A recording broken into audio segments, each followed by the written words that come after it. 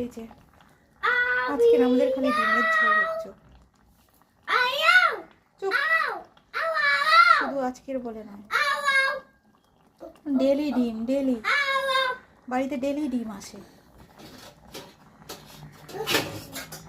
এই যে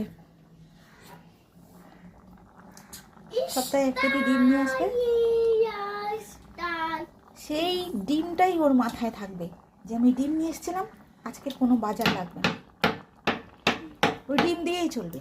ডিম ভাজা, ডিম সেদ্ধ, ডিমের কারি। খুব শয়তান লোক। ও খুব ভালো করে জানে যে ওর বউ ডিম একদম পছন্দ করে না, এই জন্যে ডিমটাই বেশি করে নিয়ে আসে। যেই জিনিসটা আমি পছন্দ করি না সেই জিনিসটাই বাড়িতে বেশি আসে। তাই আমিও ভেবেছি ও যেরকম করে ডিম রান্না করে, মানে যেইভাবে খেয়ে পছন্দ করে, আমি সেইভাবে রান্না করব না।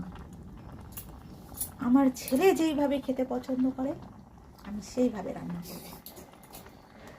তাই এর মধ্যে পড়েছে পাও ভাজি মশলা। এই যে পাও ভাজি মশলা, পাও ভাজি মশলা যেটাতে দেবে সেই তরকারিটাই খেয়ে নেবে হাম হাম করে। বন্ধুরা,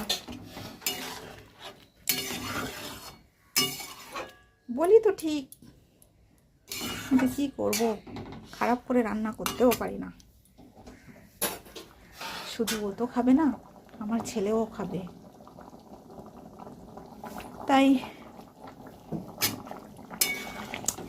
ভালো করে করতেই হচ্ছে।